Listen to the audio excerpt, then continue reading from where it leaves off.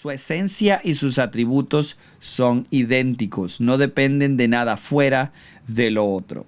Además, continúo, los atributos de Dios no deberían clasificarse por orden de primacía o importancia.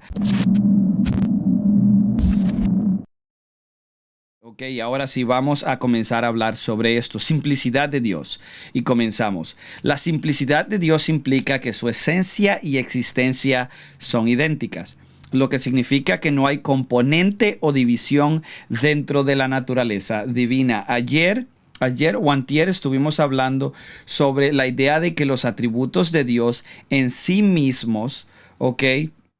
Todos son idénticos, pero la manera en la que nosotros los percibimos son diferentes. Muy similar a la analogía que nosotros podemos hacer de un prisma, donde el rayo de luz entra y todos los colores dentro están contenidos dentro de este rayo de luz, y desde la perspectiva del otro lado, después de la refracción en el prisma, nosotros vemos la división de los diferentes colores, pero en realidad todos están contenidos en el rayo original. De una manera muy similar, estamos hablando de esta simplicidad divina, y no es simplicidad de Dios en el sentido de que Dios no está compuesto de partes. Ahora, si ustedes no entienden este concepto, vayan y regresen a uno de los shows que hicimos antes sobre esto, donde hablamos sobre la unidad de Dios y la unidad de Dios y sus atributos. Esos fueron hace 2 shows. Yo creo que, si no me equivoco, el lunes estuvimos hablando de eso, y ese es el show que les recomiendo para que se pongan al día. Y continuamos.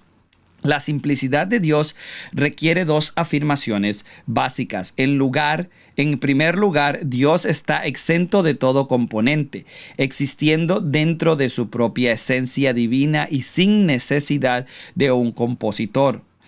Y no estamos hablando que un compositor en el sentido de la música, sino una persona que ensamble las partes, porque Dios es simple, Dios no tiene partes. Algún otro ser que lo junte como causa no causada o causa incausada no puede ser compuesto como sus criaturas. Nosotros somos compuestos. Nosotros diríamos que nosotros somos un compuesto heliomórfico de alma y cuerpo, y también estamos compuestos de diversos materiales, ¿no?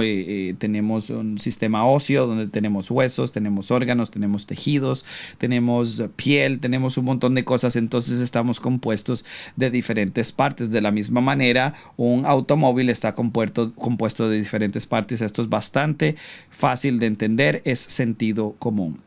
Como causa no causada, continúo, no puede ser compuesto como sus criaturas, cuya existencia es causada por una fuerza externa, en este caso Dios, o algunas causas secundarias o terciarias. No hay un género evolutivo del cual procede Dios. Él es eternamente y para siempre completamente divino en su esencia, autoexistente y autosuficiente en todos los sentidos. Y esto es lo que estuvimos hablando el otro día. El género de Dios es único. Dios es un ser único, es completamente otro. Dios tiene lo que estuvimos discutiendo el otro día. Dios tiene otredad. Y continuamos. En segundo lugar, tiene unos atributos claros que no deberían confundirse con distinciones en su esencia.